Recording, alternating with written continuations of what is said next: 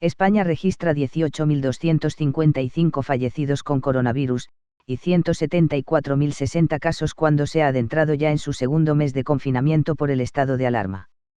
El país más afectado por el COVID-19, la enfermedad causada por el virus SARS-2 es Estados Unidos, con más de 600.000 contagiados y más de 26.000 fallecidos.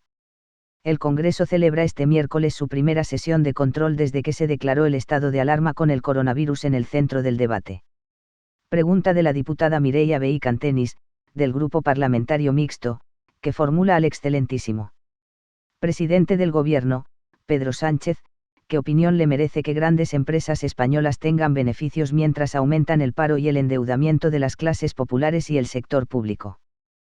Señor presidente, Amazon ha hecho máximos históricos en la bolsa de Wall Street. Globo ha multiplicado por 4 los repartos en los supermercados. Blackstone ha invertido más que nunca en activos en Europa. Y BlackRock, otro fondo de inversión, se plantea como comisario político de las medidas anticrisis en Europa.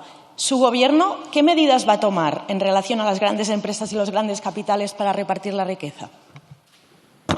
Señor presidente del Gobierno. Muchas gracias, señora presidenta. Señoría, el acuerdo de Gobierno que firmamos las dos formaciones que sustentan al Gobierno de coalición lo dejó muy claro. Dejó claro que efectivamente existe una injusticia fiscal que tenemos que resolver a nivel nacional y a nivel europeo. Y el Gobierno de España está defendiendo esa armonización fiscal a nivel europeo para acabar con los paraísos fiscales y, en segundo lugar, ha propuesto en su programa de Gobierno y en el debate de investidura una revisión de la fiscalidad del impuesto de sociedades precisamente para que las grandes corporaciones paguen más. Es más, el Gobierno de España, y hemos sido criticados precisamente por la oposición en eso, el Gobierno de España ha sido uno de los primeros gobiernos en el mundo que ha planteado una tasa digital precisamente a las grandes corporaciones digitales del mundo. Con lo cual, desde el punto de vista de lo que representa la fiscalidad, la justicia fiscal para lograr esa justicia social, pues el Gobierno de España está situado en parámetros que se le espera, parámetros progresistas de lucha por la justicia social y, en consecuencia, por reforzar el carácter de justicia fiscal que necesita nuestro sistema impositivo aquí en España y en el conjunto de Europa.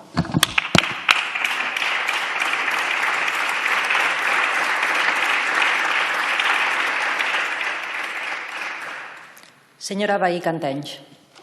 Gracias, presidenta. Me alegro de escuchar este tono, pero en términos concretos todavía no tenemos ningún impuesto a la banca, ni a los grandes capitales, ni tampoco a las grandes fortunas.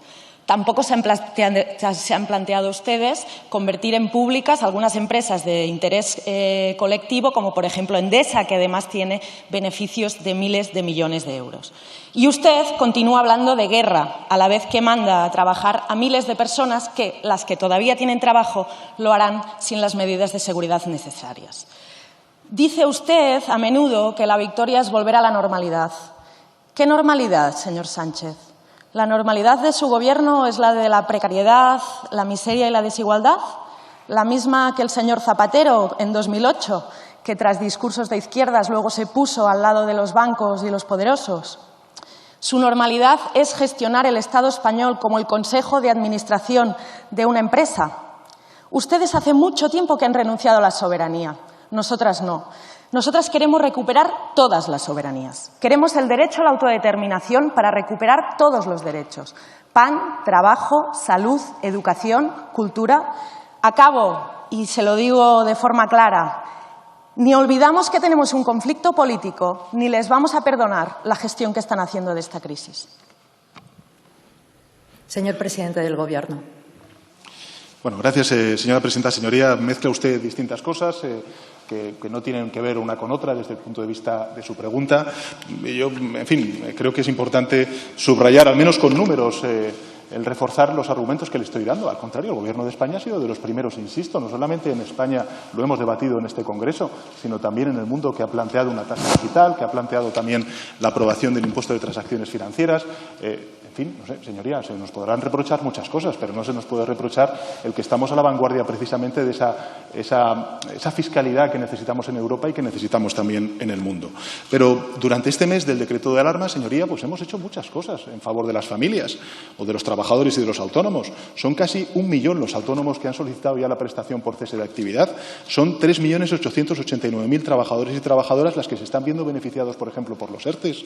Las empresas, lo hemos dicho, ya vamos por la segunda línea de 20.000 millones de euros con un tope de 100.000 millones de euros que esperamos para garantizar la liquidez y, en consecuencia, la subsistencia del tejido productivo en nuestro país. En cuanto a las familias, pues le quiero recordar que 1.290.000 familias o consumidores, en este caso, se van a beneficiar de la garantía de suministro de energía a consumidores vulnerables. Y también, desde el punto de vista de las instituciones, estamos inyectando, por ejemplo, con los anticipos a cuenta a las comunidades autónomas mayores recursos en un momento en el que ellos tienen tensión también en la liquidez por parte de las comunidades autónomas. En definitiva, señor. Gracias, señor presidente.